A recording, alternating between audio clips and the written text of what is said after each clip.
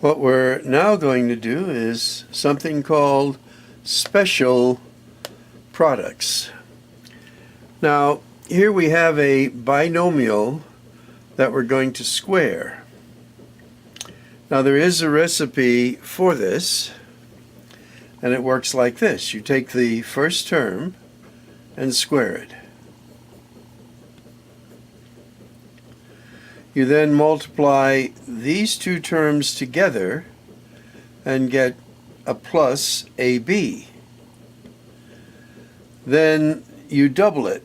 Well, that's just multiplying it by 2. So you get plus 2AB. And then you square the second term here.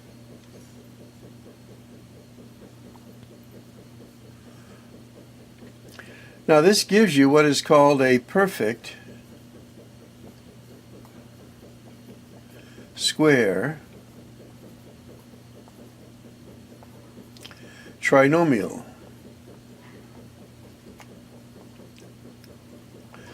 Almost ran out of room there. All right. Now an interesting thing is if you see you have a perfect square trinomial as a product, then this trinomial can then factor into a binomial square. So this is something you use in a later course. Now, for this one, let's see if you can actually do it. You're going to square the first term. That gives you 4a squared. You're going to multiply these two together. That'll give you a 6a. Now double it.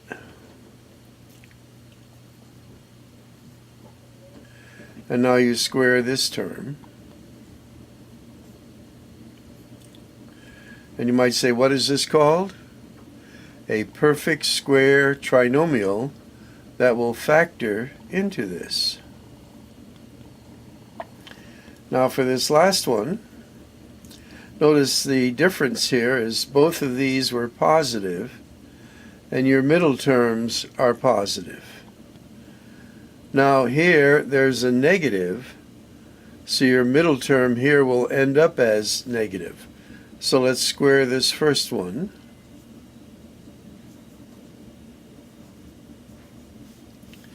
Multiply these two together. That'll give you a negative 12a, double it.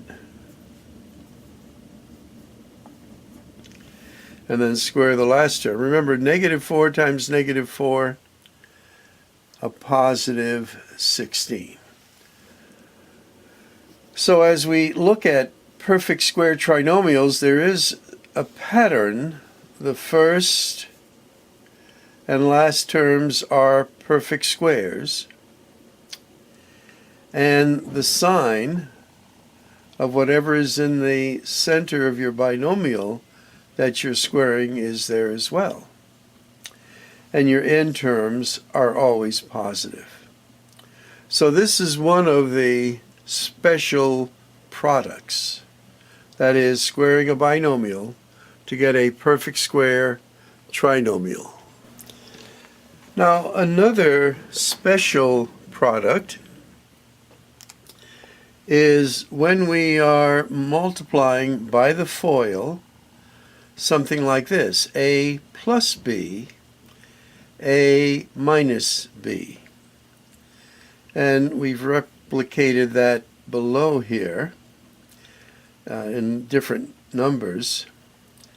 Now, we describe this as the sum and difference of the same terms. And since we're multiplying, it's called the product of the sum and difference of the same terms.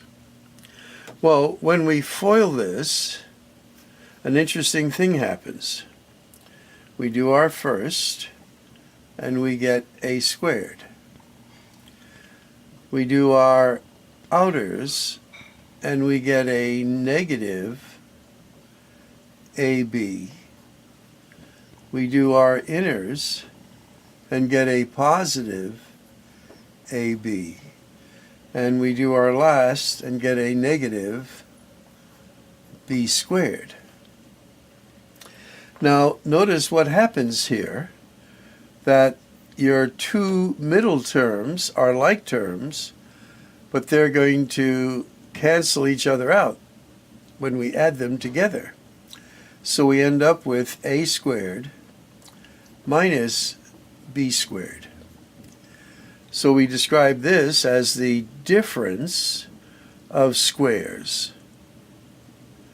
Now, whenever we have something that's set up like this, the product of the sum and differences of the same terms, these binomials have a different name also. They're called conjugates.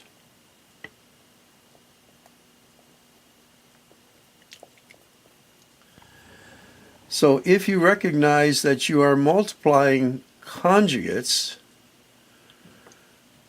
the results will always be the difference of perfect squares, because your middle terms will cancel out. So this is a special product, and see if you can do this next one. Now keep in mind, if you recognize that they are conjugates, you only have to multiply the first and the last.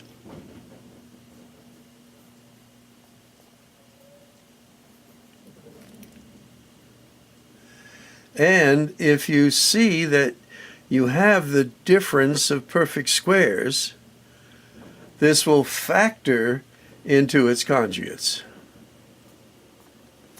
Now this one's just a little tricky, but again, they're conjugates. So you're only going to multiply the first and last. So this is b squared. And since one is positive, one is negative, you'll always end up with a negative sign. And then 1/2 times 1/2 is 1/4. So again, the difference of perfect squares will factor into its conjugates. And as you do your practice, you'll find that you have many examples of this.